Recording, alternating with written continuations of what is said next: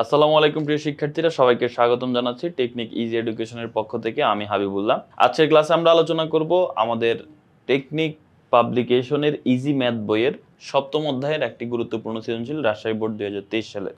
তো আমরা যদি এখানে খেয়াল করি, এখানে ক নাম্বার প্রশ্নটা আমরা দেখি, এটা উদ্দীপকের সাথে রিলেটেড না। রম্বসের এক বাহু বি এবং একটা কোণ এক্স, রম্বসটি অঙ্কন করো। সরি, এটা উদ্দীপকের সাথে রিলেটেড আছে, কারণ এখানে বি কিন্তু উদ্দীপকে আছে, এক্স কোণ উদ্দীপকে। নর্মালি ক নাম্বারটা উদ্দীপকের সাথে রিলেটেড থাকে না। তো যাই হোক, এখানে কিন্তু সেটা আছে উদ্দীপকের সাথে, অর্থাৎ এক বাহু বি মানে 4 সেন্টিমিটার এবং রম্বসের একটা কোণ হচ্ছে 60 ডিগ্রি। এখন আমাদের রম্বসটা আঁকতে হবে। আমরা 4 সেন্টিমিটার আর 60 ডিগ্রি অঙ্কন করে ফেলি, তারপর রম্বসটা অঙ্কন করি। তাহলে এখানে প্রথমেই আমরা পেন্সিল, কম্পাস, স্কেল এগুলো নিয়ে আসবো আমাদের কোণগুলো অঙ্কন করার জন্য। এই যে দেখো, এটা হচ্ছে 4 সেন্টিমিটার, 0 থেকে 4 পর্যন্ত 4 সেন্টিমিটার একটা রেখা, এক বাহু যেটা হচ্ছে এ, আর একটা কোণ যেটা বলা হচ্ছে 60 ডিগ্রি। তাহলে 60 ডিগ্রি অঙ্কন করার জন্য প্রথমে যে কোনো মাপে একটা রেখা নিব। নেওয়ার পর এই যে দেখো, এটা পেন্সিল কম্পাস দিয়ে 60 ডিগ্রি আঁকা যায়। তুমি চাইলে চাঁদা ব্যবহার করতে পারো, কোনো প্রবলেম নাই। এই যে দেখো, যে কোনো মাপে তুমি প্রথমে এখানে একটা বৃত্তচাপ অঙ্কন করবা, একটা বৃত্তচাপ অঙ্কন করলা। করার পরে তুমি এই মাপটার চেঞ্জ করবে না। এই দেখো, এই মাপ যে যতটুকু আছে অতটুকুই রাখবো। রেখে তুমি এই কোণটা যেখান থেকে শুরু সেখানে কেন্দ্র করে তুমি জাস্ট এটাকে একবার কেটে নাও, তাহলে 60 ডিগ্রি হয়ে যায়। ঠিক আছে, এই যে এখানে কেন্দ্র করে এখান থেকে কেটে নাও, এই কোণটার মানে কিন্তু 60 ডিগ্রি। ঠিক আছে, এখন জাস্ট এটার সাথে এটা যোগ করে দাও, তাহলে 60 ডিগ্রিটা হয়ে যাবে। সো এখন এখান থেকে এখান পর্যন্ত যোগ করে দিলাম, এই যে আমাদের 60 ডিগ্রি কোণটা হয়ে গেল। এখন আমাদের এই এক বাহু এ এবং একটা কোণ এক্স 60 ডিগ্রি, এই দুইটা মান দিয়ে আমাদের রম্বস অঙ্কন করতে হবে। তো রম্বস অঙ্কন করা কঠিন কিছু না। প্রথমে তুমি যে কোনো মাপে একটা রেখা নিবা, সেই রেখা থেকে তুমি এ বাহুর সমান করে, এই যে এটা আছে, এই এর সমান করে এখান থেকে কেটে নিবা। এটার নাম দিলাম আমরা, মনে করো যে কি দেওয়া যায়, বি ই। এই বিই থেকে আমরা বিসি অংশ কেটে নিব, ওই এর সমান করে এখান থেকে আমরা বিসি অংশ কেটে নিলাম। এবার এখানে যে 60 ডিগ্রি কোণটা অঙ্কন করছো, ঠিক সেম মাপে এখানে একটা কোণ অঙ্কন করতে হবে। এই যে 60 ডিগ্রি কোণের সমান করে এই কোণটা যতটুক, সেম মাপে তুমি এই বিতে বসিয়ে এখানে একটা বৃত্তচাপ আঁকবা। এরপরে হচ্ছে এই কোণটার পরিধি কতটুক সেই মাপ নিবা। এই কোণটার পরিধি এখান থেকে এখান পর্যন্ত, পরিধির মাপ নিয়ে আমরা এখানে রেখে এটা কেটে নিব। শেষ। এবার হচ্ছে যোগ করে দিব। এই যে এই বি থেকে এটা এই বরাবর যোগ করে দিব। এটার নাম তুমি দিতে পারো যে বি এফ। ঠিক আছে, এটার নাম দিলাম আমরা বি এফ। তো এখন আমরা এই বিএফ রেখা থেকে, এই যে বিএফ রেখা পাইলাম, এই বিএফ রেখা থেকে আমরা আমাদের এ বাহু যেটা আছে, এই এ বাহু বা বিসি বাহু তো এ এর সমানই, তাই না? এই বিসি বাহুটাও এ এর সমান। তো বিসি বাহুর সমান বা এ এর সমান মাপ নিব আমরা।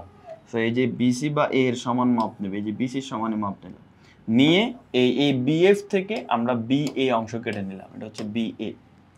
এই মাপটার চেঞ্জ হবে না। এই যে মাপে কাটলাম, এই সেম মাপ রেখেই আমরা এই যে এই বিন্দু আছে, এই বিন্দুতে কেন্দ্র করে এখানে একটা বৃত্তচাপ আঁকবো, এবং এই যে সি বিন্দুটা আছে, এই সি বিন্দুতে কেন্দ্র করে এখানে আরেকটা বৃত্তচাপ আঁকবো। এটা পরস্পর একটা বিন্দুতে ছেদ করবে। ওইটাকে আমরা আরেকটু বড় করে আঁকার দরকার ছিল, তাহলে ছেদ করতে আমরা আবার আঁকতেছি, কোনো সমস্যা নেই। এই যে দেখো, ছেদ করছে। যে বিন্দুতে ছেদ করছে সেই বিন্দুর নাম দিবা তুমি ডি। এবার তুমি যোগ করে দাও, এই কার সাথে কাকে, এই এর সাথে এই ডি কে যোগ করো, এবং এই সি এর সাথে এই ডি কে আবার যোগ করো। শেষ।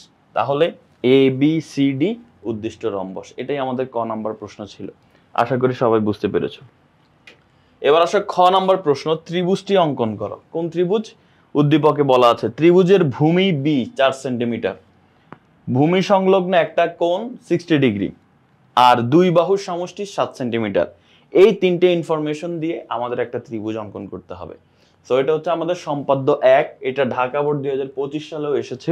তো আমরা এটা হচ্ছে এখন সমাধান করি। আমরা যদি এখানে খেয়াল করি যে একটা বাহু হচ্ছে এর মান যেহেতু আমরা কতে করছি, এখানে আর আবার নতুন করে করার দরকার নাই। তো এই যে একটা বাহু এ 4 সেন্টিমিটার, একটা কোণ এক্স কোণ যেটা 60 ডিগ্রি, আর অপর দুই বাহুর সমষ্টি এস দেওয়া ছিল, সেই এসটা আমরা নিয়ে ফেলি। দুই বাহুর সমষ্টি এস কত ছিল? দুই বাহুর সমষ্টি এ ছিল, আর ভূমি ছিল বি। আচ্ছা, এটা এ ছিল না, আগেরটার মধ্যে আমি এ লিখছিলাম, এখানে জাস্ট বি লিখে রাখবো। ঠিক আছে, আচ্ছা যাই হোক, এখন অপর দুই বাহুর সমষ্টি এ, এর মান কত দেওয়া আছে? এর মান দেওয়া আছে 7 সেন্টিমিটার। তো তোমাকে এখানে 7 সেন্টিমিটার একটা রেখা টানতে হবে। তো আমি এখানে 0 থেকে 7 পর্যন্ত একটা রেখা টানলাম। এটা হচ্ছে অপর দুই বাহুর সমষ্টি 7 সেন্টিমিটার। ঠিক আছে, এবার হচ্ছে আমাদের চিত্রটা অঙ্কন করতে হবে। তো চিত্রটা অঙ্কন করা খুবই সহজ, কঠিন কিছু না, সম্পাদ্য 1। এখানে প্রথমে তুমি যে কোনো মাপে একটা রেখা নিবা। এই রেখাটার নাম আমরা কি দিব? এই রেখাটার নাম আমরা দিলাম, মনে করো যে হচ্ছে বি ই। ঠিক আছে, তো এই বিই রেখা থেকে ওই যে ভূমি যেটা 4 সেন্টিমিটার বি এর সমান করে, ভূমি ছিল আমাদের বি, এই ভূমি এর সমান করে এই 4 সেন্টিমিটার রেখাটার সমান করে এই বিই রেখা থেকে, এই যে বিই রেখাটা আছে, এই বিই রেখা থেকে তুমি এখানে বিসি অংশ কেটে নিবা। আচ্ছা, তারপর এখানে যে তুমি এক্স কোণটা অঙ্কন করছো, এই যে এক্স কোণ, এই এক্স কোণটার সমান মাপ নিয়ে তুমি এখানে কোণ অঙ্কন করবে। এতে বিতে বসিয়ে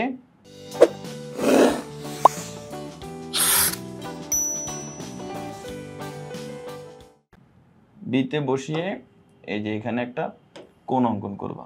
এর পরবর্তীতে এই কোণটার পরিধি কতটুক সেটা নিবা। এই যে বৃত্তচাপটার দৈর্ঘ্য, এই যে এখান থেকে এখান পর্যন্ত, এই দৈর্ঘ্যের সমান মাপ নিয়ে এখানে কেটে নিব। ঠিক আছে, নিয়ে এখন জাস্ট এটার সাথে এটা যোগ করে দেব। ঠিক আছে, এই যে বি থেকে এই যে এটা যোগ করে দিলাম আমরা। ওকে, এটার নাম আমরা দিতে পারি বিএফ।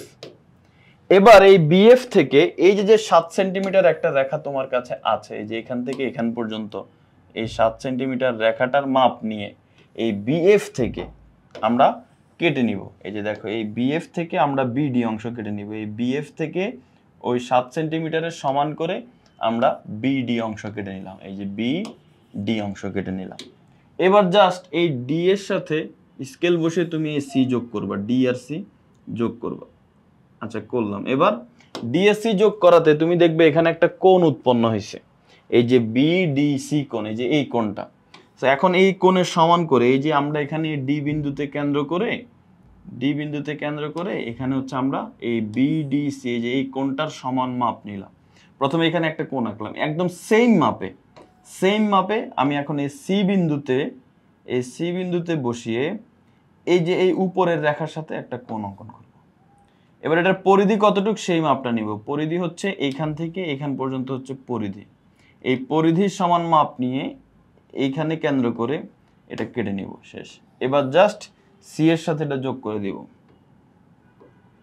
এই যে সি এর সাথে এটা যোগ করে দিব, এটা নাম দিলাম মনে করো সি জি। এই সিজি রেখাটা আমাদের এই বিএফ রেখার এইখানে যে বিন্দুটা আছে এই বিন্দুতে ছেদ করে।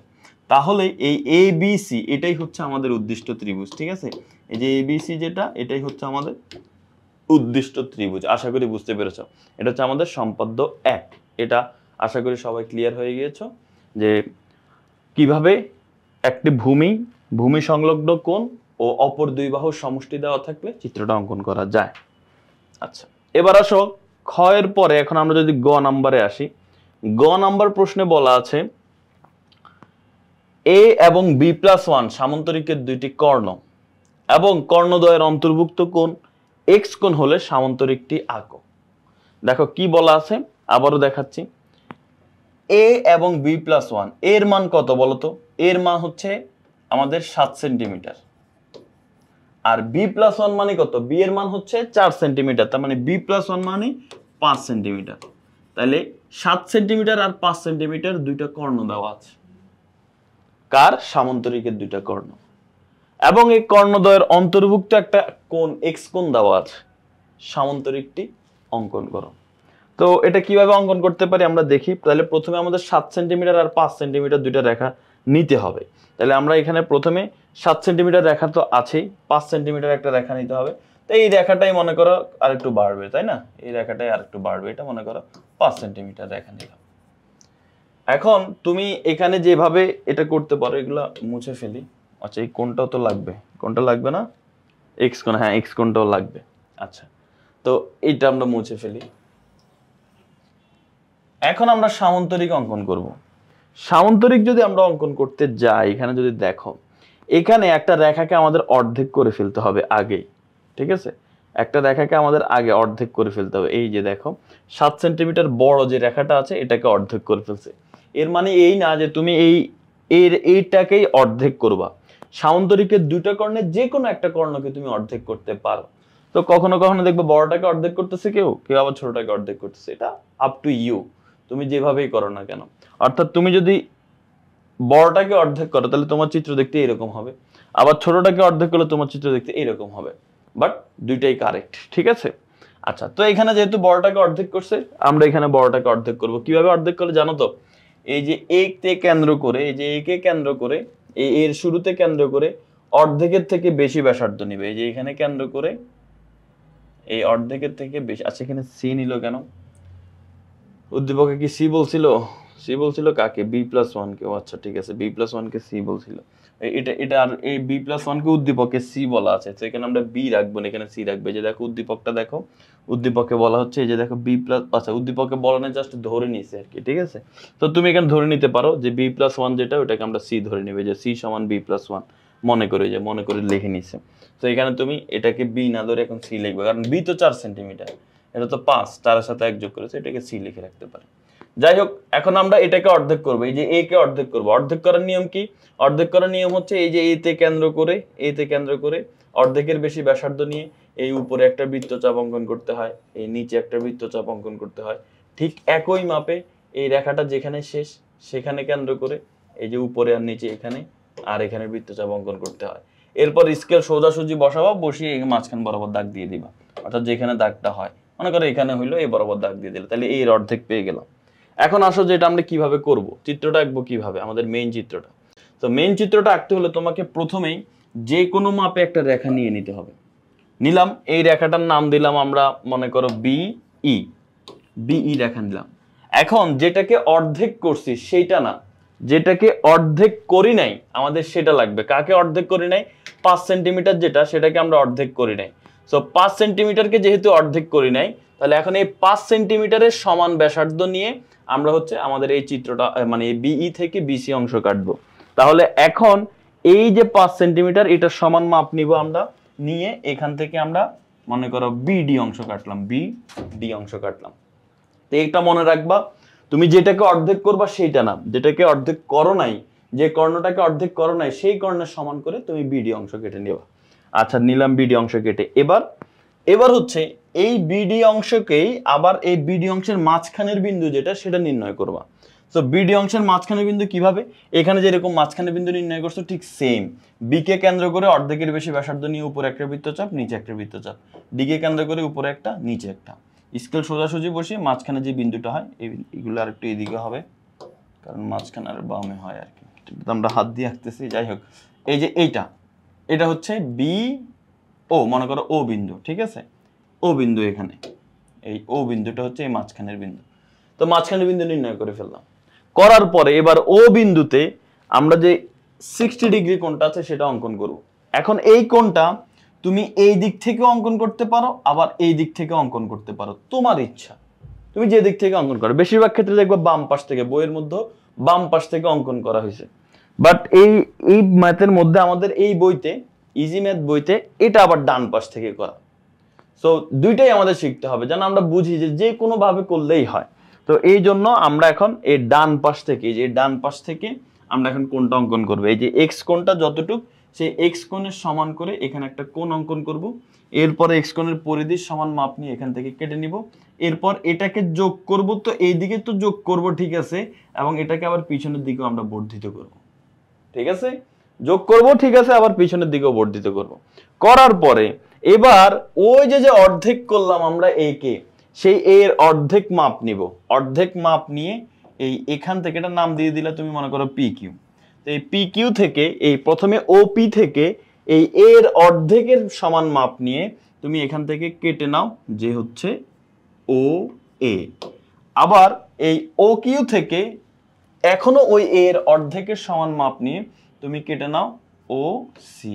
এবার জাস্ট এর সাথে বি যোগ করে দাও, এর সাথে ডি যোগ করে দাও, বি এর সাথে সি যোগ করে দাও, সি এর সাথে ডি যোগ করে দাও।